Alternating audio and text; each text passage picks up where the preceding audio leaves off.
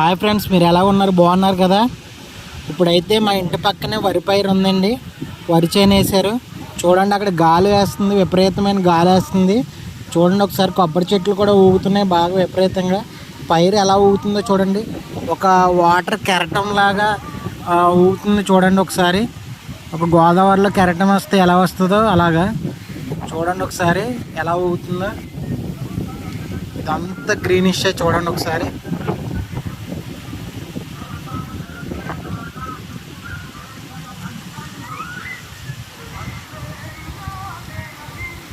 wow,